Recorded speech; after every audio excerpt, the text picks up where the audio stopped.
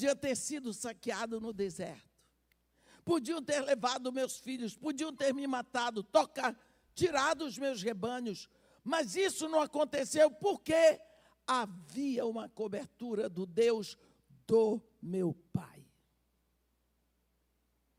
Olha, quando Isaac ouviu isso, ele entendeu que a proteção, o amparo, o fortalecimento que ele estava recebendo não é por causa dele, mas pelo que o pai deixou pronto para ele. Isso se chama legado. Legado é algo que fica quando você passou. Todos nós vamos deixar um legado, porque todos nós estamos de passagem. Não adianta você se iludir. Deus diz assim: toda a terra é minha. Vós sois para mim estrangeiros e peregrinos. Você sabe o que é ser um peregrino? O peregrino, ele sai da sua terra, da sua casa, para fazer uma peregrinação. Ele sabe todos os pontos que ele vai e sabe que no final ele retorna para casa. Isso se chama uma peregrinação. O fugitivo não sabe para onde ele vai, nem se ele volta para casa, mas o peregrino sabe. Eu vou contar para vocês rapidinho uma coisa. Todos os anos, há mais de 30 anos, eu passo final de dezembro, janeiro, pedaço de fevereiro, Estados Unidos e Canadá, pregando. É a época do frio, mas é a época que eu também dou férias coletivas no meu projeto lá no Morro Dona Marta. Quando eu saio do Rio de Janeiro, ponto que eu chego, Washington.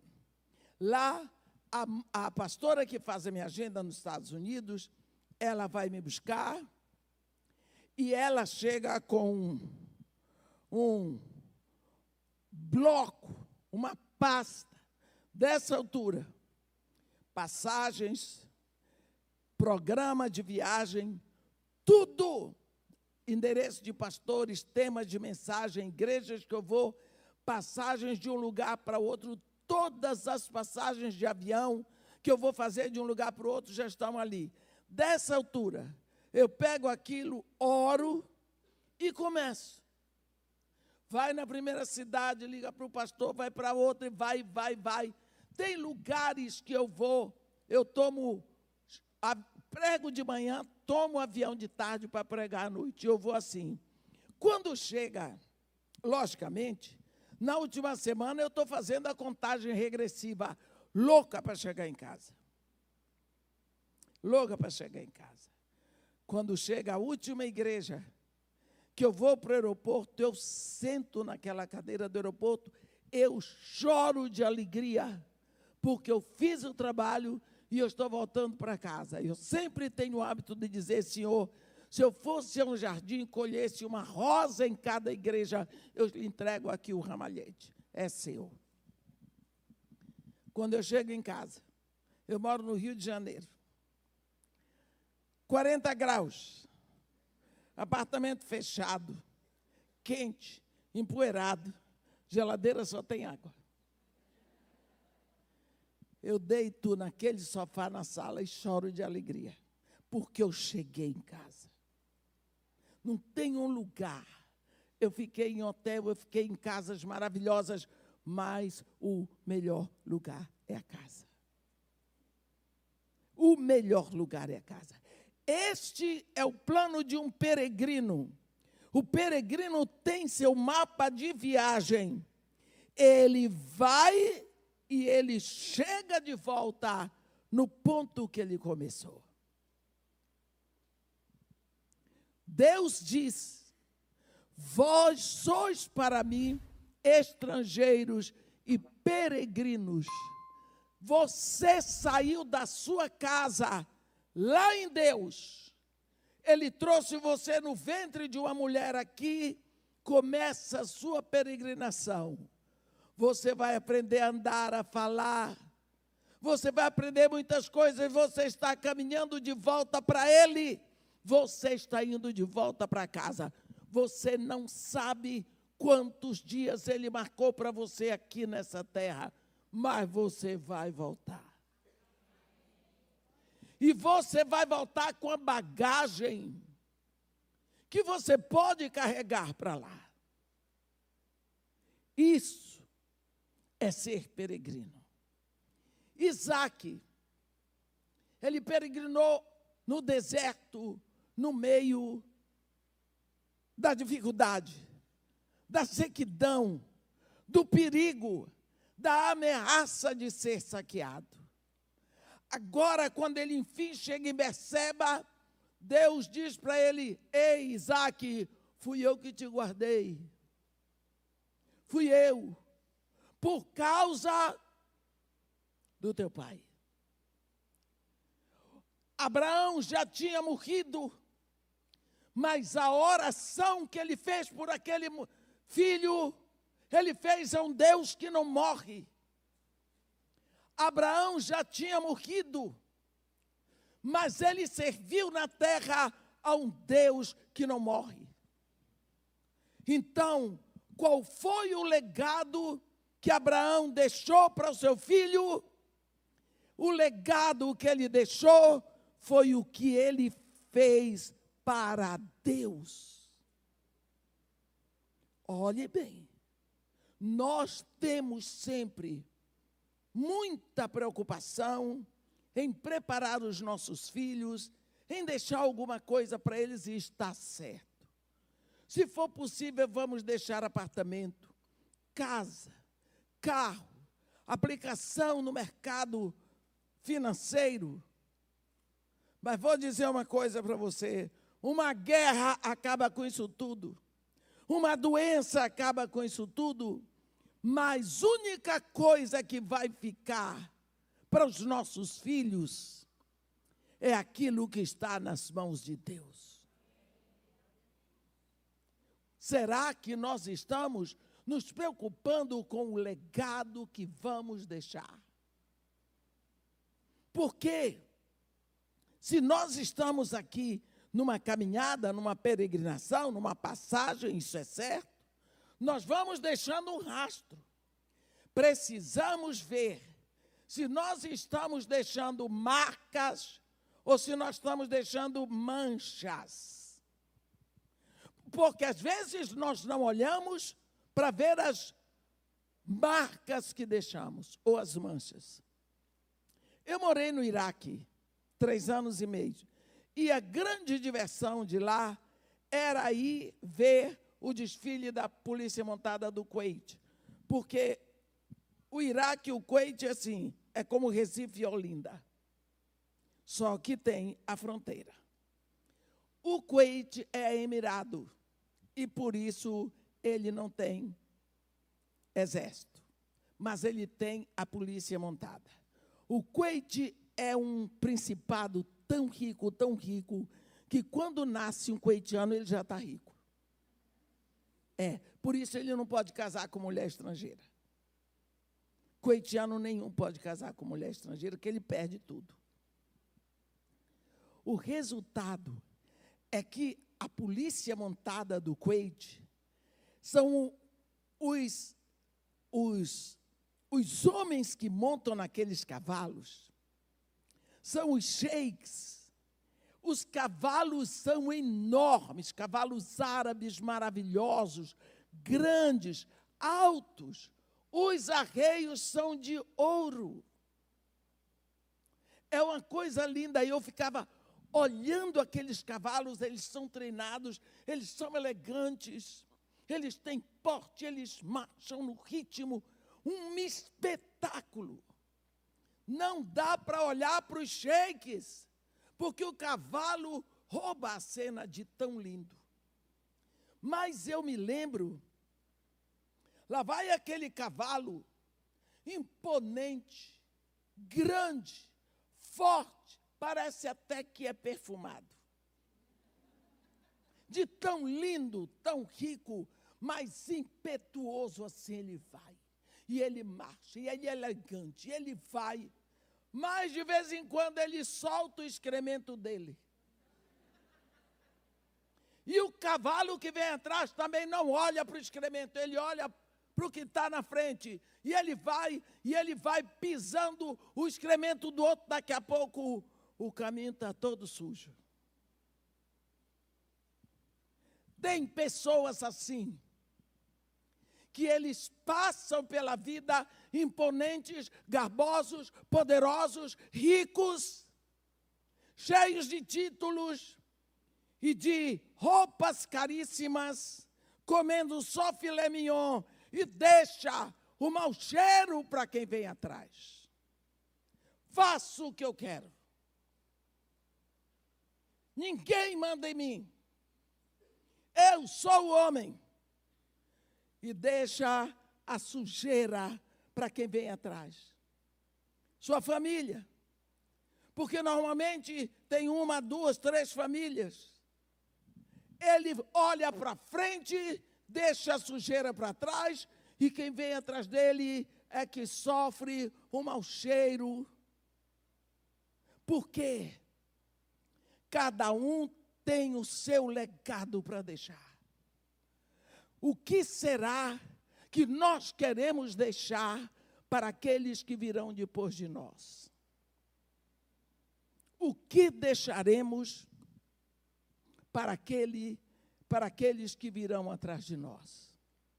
Legado é algo importante. Como você quer ser lembrado quando você não estiver mais aqui? Como você quer que as pessoas se refiram a você? Como? Será que as pessoas vão dizer, graças a Deus que se foi? Oh, que pena, que saudade. Como eu me lembro daquela pessoa assim, que maravilha, quanta bênção. Será que você vai deixando perfume ou mau cheiro? Olha o legado que Abraão deixou para Isaque. Ele deixou como legado tudo plantado na poupança de Deus. Ele deixou a riqueza de Isaque plantado na poupança de Deus. Quanto você tem posto na poupança de Deus para seus filhos? Será que a poupança dele está alta para quando você não estiver mais aqui? Em oração, em serviço, em meditação, em vida com Deus. Deus é fiel. E pela sua fidelidade, Ele vem cuidar do seu filho por causa de você, mesmo que o seu filho não tenha nada a ver com ele. Temos um momento em que lá em 2 Crônicas, eu vou ler para vocês, 1 Crônicas 17, Deus vai levar Davi. Deus vai levar Davi, mas Davi, como sendo o grande rei de Israel, ele estava preocupado com o que ia ser depois dele. Estava preocupado porque ele tinha uma confusão. E no capítulo 17, nós vamos ver Deus falar com Davi em vida, porque com Abraão, Deus não falou o que ia acontecer com o filho dele, mas com Davi, Deus vai falar o legado. A partir do versículo 11, do capítulo 17, 1 Crônicas, Deus fala assim: há de ser que quando os teus dias se cumprirem, e tiveres de ir para junto de teus pais, então farei levantar depois de ti o teu descendente, que será dos teus filhos, e estabelecerei o seu reino. Olha que coisa linda. Esse me edificará casa, e eu estabelecerei o seu trono para sempre. Eu lhe serei por pai, e ele me será por filho. A minha misericórdia não apartarei dele, como a retirei daquele que foi antes de ti, Saul. Mas o confirmarei na minha casa e no meu reino para sempre, e o seu trono será estabelecido para sempre. Segundo todas estas palavras e conforme toda esta visão, assim falou Natã, o profeta, a Davi. Deus chega para Davi e diz para ele: Davi, você vai sair daqui, não se preocupe, deixa que eu tomo conta. É o seu filho que vai reinar no seu lugar. Eu vou estabelecer o reinado dele. Quando for preciso, eu o disciplinarei como um pai disciplina o filho. Eu vou cuidar, Davi, na tua descendência. Quando chegar a hora que tu partes para a eternidade, que tu sais daqui dessa terra, sais sem preocupação, porque eu tomo conta de realizar os sonhos e os desejos que tu tens para a tua descendência. Davi deixou um legado seguro, porque esse legado está nas mãos de Deus. Legado. Legado é aquilo que fica quando você parte desta vida, e todos vão partir. Mas o legado vai ficar.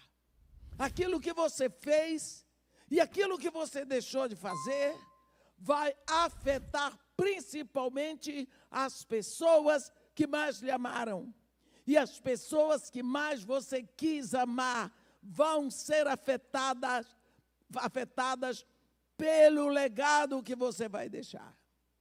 Quantas pessoas estão sofrendo hoje? Semana passada eu encontrei uma mulher, tem 2 anos, ou 3, que o marido morreu.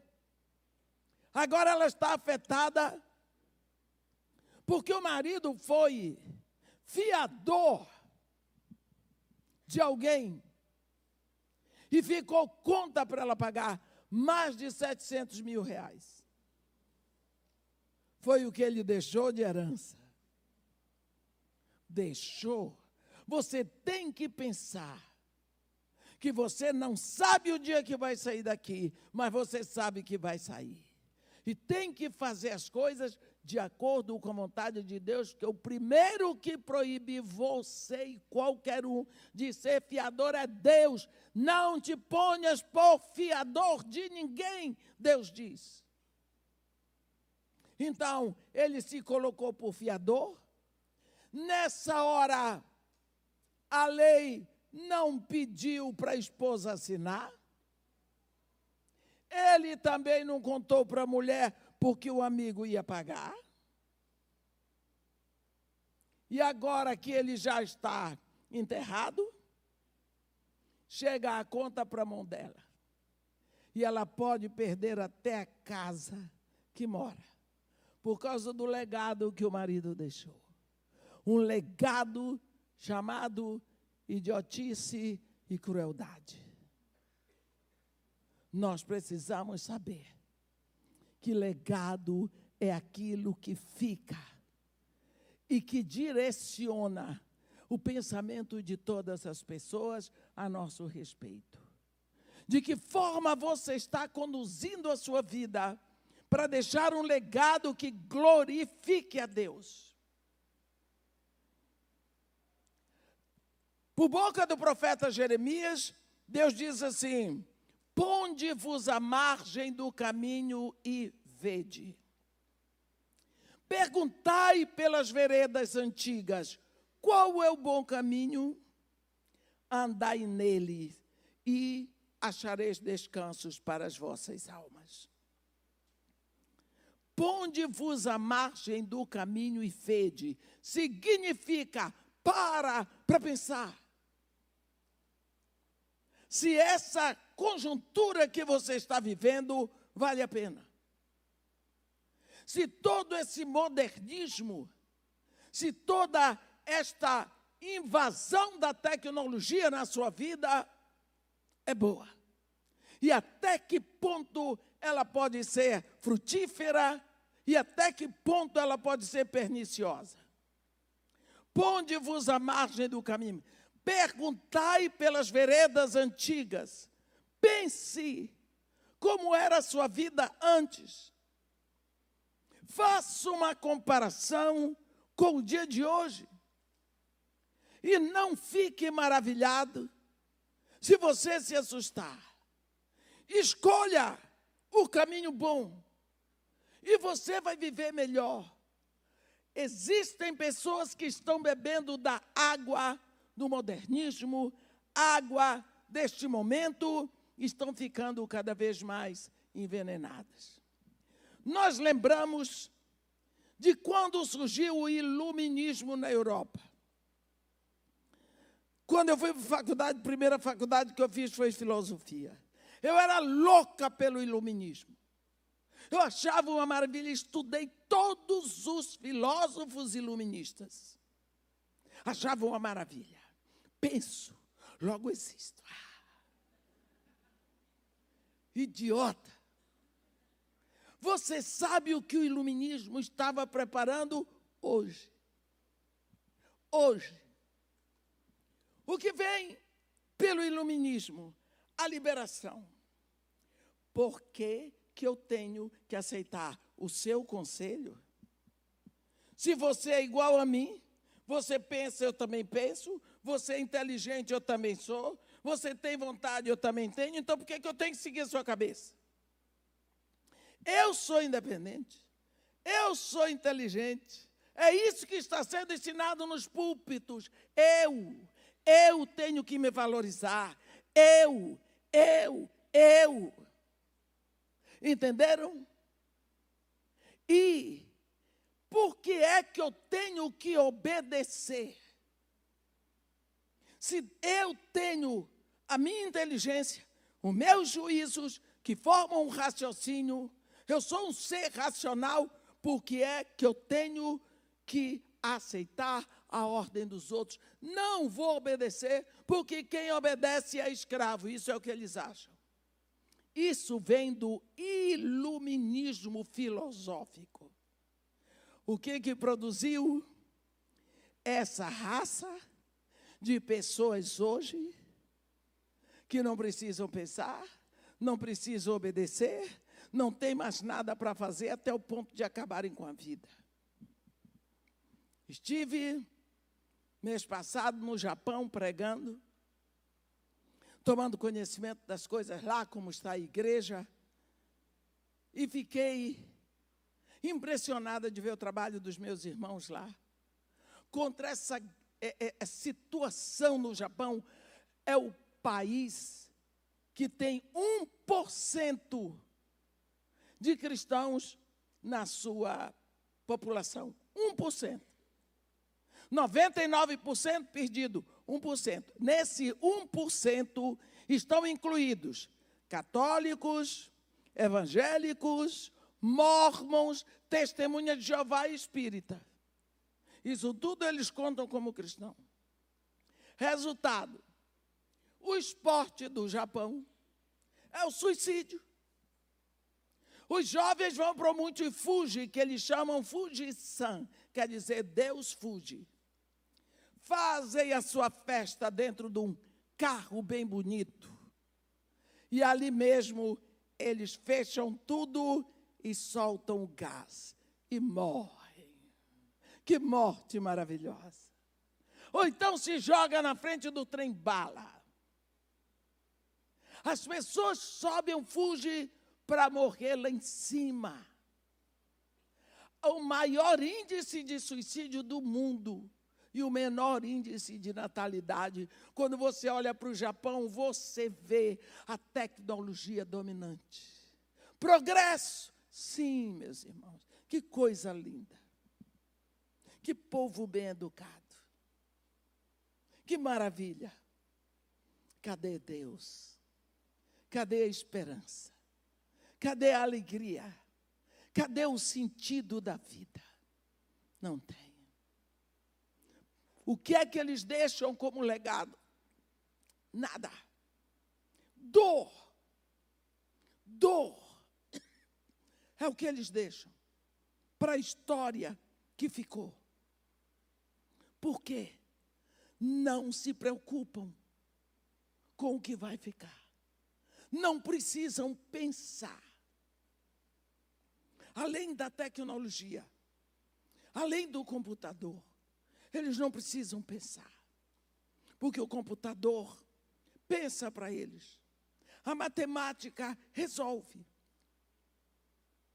Se você olhar os exemplos que ficaram para você, com certeza, o exemplo que seu pai deixou não está nos títulos que ele tinha. Ele podia ser super PhD do que fosse. Mas você lembra das pequenas coisas que ele dizia. Você lembra das pequenas ações dentro de casa. O que sua mãe dizia, eu ouço tanto das pessoas, bem que meu pai dizia, bem que minha mãe dizia. Legado. E a vida deles? Seu pai, para ter deixado um grande legado de exemplo para você. Com certeza, ele não era o reitor da universidade.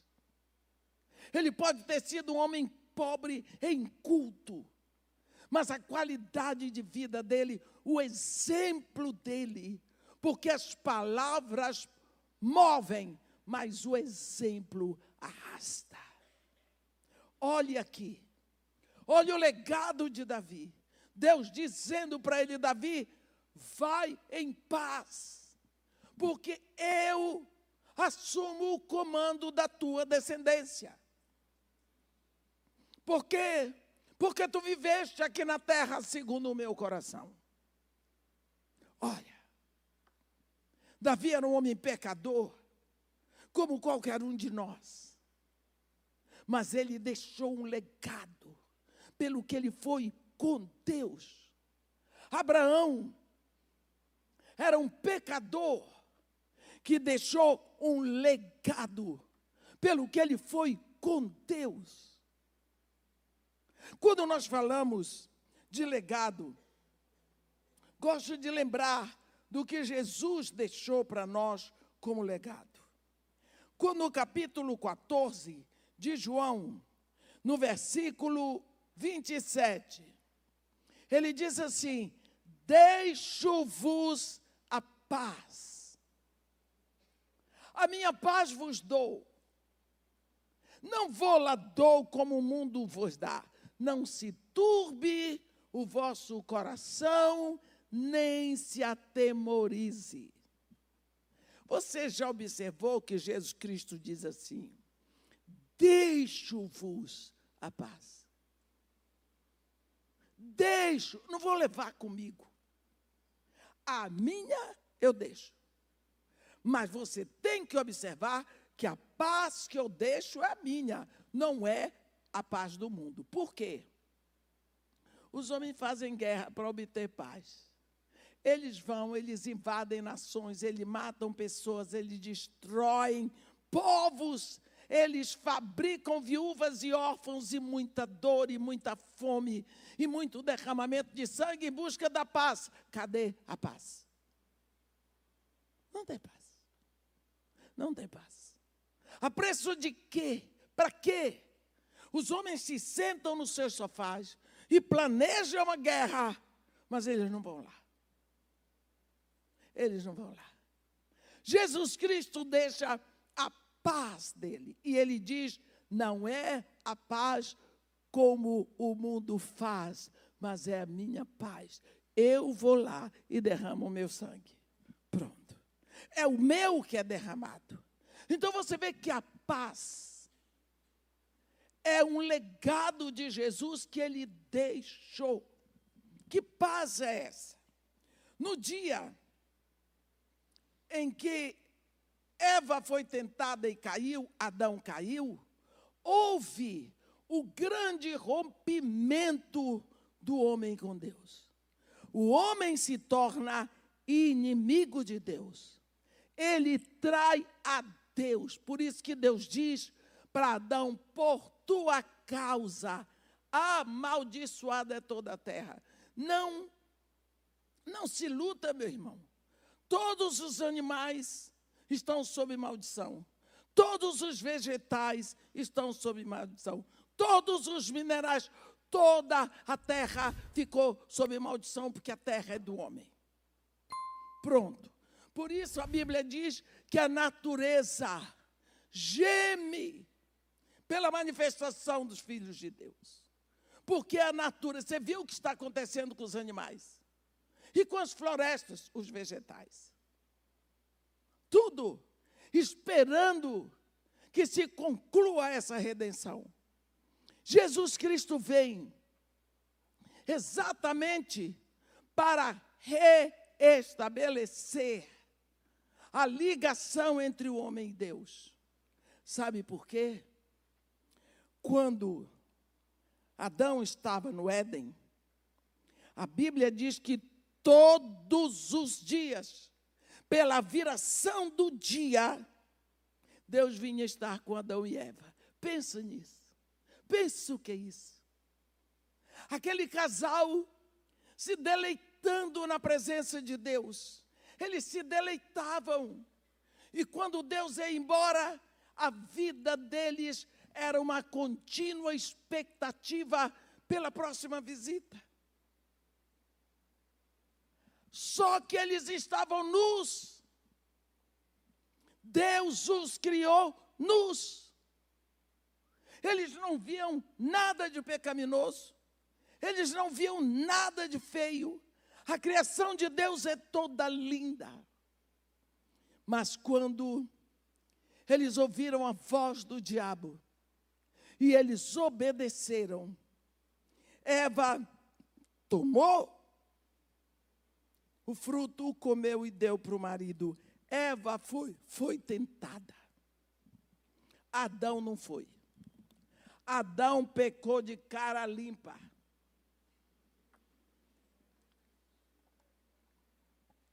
Eva não. Eva ainda tentou com o diabo, mas caiu no erro de conversar com o diabo. Quando a Bíblia diz que quando eles comeram, descobriram que estavam nus. Pense se você, que está acostumada a viver de roupa, de uma hora para outra se descobrisse no meio da rua sem roupa. Pense no susto que você ia tomar, no grito, no desespero que ia ficar. Eu sempre me pergunto, quando Adão se viu nu, por que ele não gritou para Deus? Por que ele não clamou? Por que ele não buscou? Não. Em vez de clamar a Deus, ele foi se esconder no meio das árvores, se vestiu de folha de árvore para ser confundido com uma delas. Quando Deus vai chamar, Adão, Adão, onde estás? Ele grita de lá. Ouvi a tua voz no jardim, mas porque estava nu, tive medo e me escondi. E Deus diz para ele: quem te fez saber que estavas nu? Eu te fiz nu. Todos os dias tu estavas nu. De onde veio essa informação? Comeste por acaso do fruto da árvore que eu te disse para não comer? Foi a mulher. Você viu? Adão não gritou por Deus. Quem é que veio atrás do homem? Deus. Porque o nosso Deus, ele sempre toma a dianteira. Ele é que bate na porta e quer entrar. Ele é que visita, ele que quer estar, porque quem ama vai atrás. Deus toma a dianteira. Deus mandou o seu filho lá na cruz para dar o grito que Adão não deu. Porque você não podia dar esse grito, nem eu. Porque eu nunca estive com Deus, eu nasci morta espiritualmente, morta nos meus pecados e delitos. Como é que ia dizer, Deus, eu sinto falta de ti? Eu não sinto, nunca senti. Morta. Morto não sente nada, meus irmãos. Morto não sente nada. Jesus Cristo, quando vai lá na cruz, antes de chegar na cruz, você viu que ele saiu da ceia, da Páscoa, que nós chamamos ceia, desceu o vale do Quidrom e foi para um jardim pequeno à esquerda, que é o Getsemane. Ali ele teve as primeiras agonias, chegou a suar sangue. 3 vezes ele fez a mesma oração. Você vê como o assunto é sério. A oração que ele fez parecia uma reza. Do tanto que ele repetiu 3 vezes, Pai, se for possível, afasta de mim este cálice. Não seja feita, no entanto, a minha vontade, mas se a tua, porque estás nos céus. Algumas pessoas acham, e dizem, e escrevem, que o cálice que Jesus Cristo não queria beber era a morte de cruz. Mas isso é errado. Porque Jesus veio com essa missão. Ele veio para a cruz e ele queria. Vocês lembram quando Pedro tentou dissuadi-lo da cruz? Ele disse, arreda Satanás. Quando ele ia subindo para Jerusalém, ele disse para seus discípulos, é necessário que o Filho do Homem ascenda a Jerusalém para sofrer muito nas mãos das autoridades, para ser preso, julgado, condenado, crucificado e morto. Eu vou. Ele sabia. Então, não era esse o cálice que ele não queria beber. Outros dizem que o cálice que ele não queria beber era o cálice da humilhação da cruz e da dor moral. Porque todo crucificado e todo apedrejado ia nu. Não se engane não, meu irmão. Aquele crucifixo com aquele Cristo de fraldinha é mentira. Era sem uma roupa. Sem uma roupa. Ele ia ser humilhado de todo jeito. Pense que Jesus comeu a Páscoa. Ele comeu ervas amargas, comeu cordeiro assado, comeu os pães, bebeu das 4 taças de vinho, sim, porque isso é Páscoa judaica. Depois saiu cantando o grande ralelo do Salmo 136, foi para o Getsemane. Dali foi preso, foi levado para Pilatos, de Pilatos para Anás, o sogro de Caifás. De Anás ele foi para Caifás, de Caifás voltou para Pilatos, de Pilatos para Herodes, de Herodes para Pilatos, aos pontapés, aos empurrões, a noite toda. Ele sendo um homem, o que você acha? Ele não precisava de ir ao banheiro? Você acha que teve algum brutamontes que disse, ei, Nazareno, você não precisa ir no banheiro? Vamos lá, depois você volta para apanhar. Não.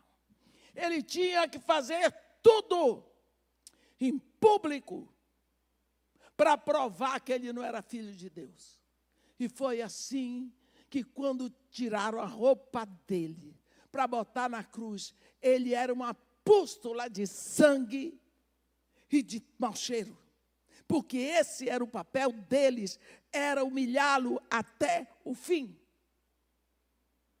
Então as pessoas acham que esse era o cálice que ele não queria beber, mas não era.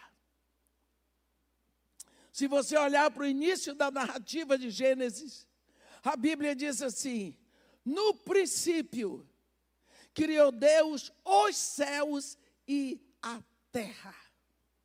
A terra, porém, era sem forma, vazia, e vazia havia trevas sobre a superfície do abismo, e o Espírito de Deus pairava sobre a superfície das águas. O Espírito de Deus estava lá.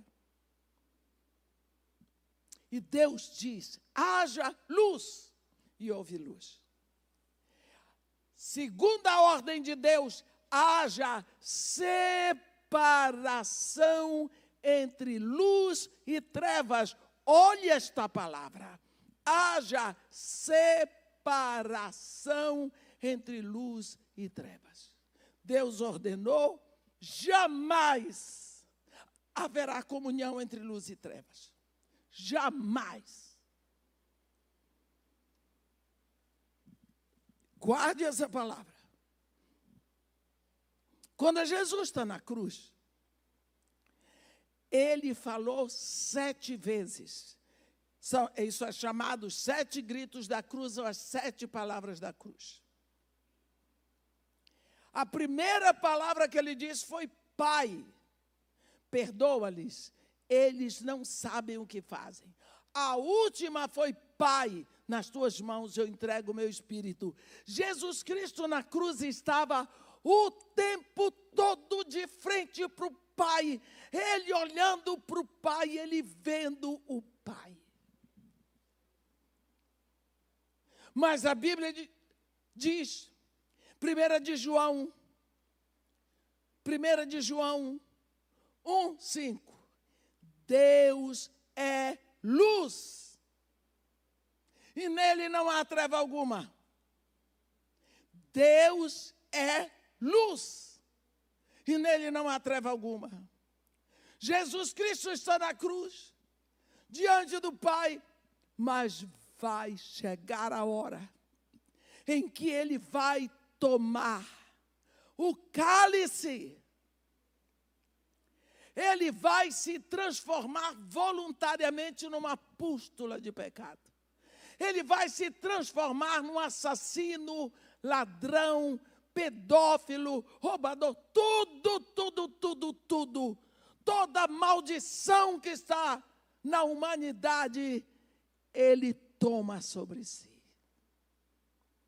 E quando ele assume isso, ele está separado do Pai. Porque Deus é luz e ele agora é treva. Agora ele está separado de Deus, como Adão ficou e como eu sou. Agora ele é um pecador como eu. Então ele está separado do Pai. Aí ele dá o grito que Adão tinha que ter dado lá no Éden e não deu. Quando ele se vê separado do Pai, ele diz: Eli, Eli, lama sabachthani. Deus meu, por que me abandonaste? Por que me abandonaste? Este era o grito que Adão devia ter dado. Deus, olha como eu estou. Eu te obedeci. Não te apartes de mim. Eu estou nu. Não fez. Deus mandou o seu filho para gritar o meu grito, a minha dor, morrer a minha morte, levar a minha separação lá na cruz. E quando Jesus gritou isso, você vê que ele estava dizendo: cumprida está a minha missão como Redentor. Aí ele diz, ele agoniza, e ele diz: tudo está consumado. Eu dei o grito. Aí ele diz: Pai, nas tuas mãos eu entrego o meu espírito, e morreu. O que é que ele veio fazer? Ele veio restabelecer o link entre Deus e o homem. Ele fez a paz. Ele fez a paz. entre todos nós e Deus. Por isso que ele diz: eu vos deixo a paz. Eu vos dou a minha paz. Não é uma paz qualquer, não. É uma só minha paz. Eu vos dou. Não é a paz que o mundo fala. Não é a paz que o mundo dá. Mas é a minha paz. Não se turbe o vosso coração, nem se atemorize. Nem se atemorize. Esse capítulo 14 de João é Jesus falando do fundo do coração, falando do Consolador. Então, entre todos os legados que Jesus deixou, ele deixou a paz, meus irmãos. Ele deixou discipulado. Ele deixou o Espírito Santo. Ele deixou um mandamento novo. Ele deixou promessa. Isso, ele não deixou um livro escrito, porque ele não escreveu livro nenhum. Ele não deixou outra coisa a não ser o legado. E nós, como filhos de Deus, somos a continuação desta vida. Para a humanidade, nós precisamos ser Jesus.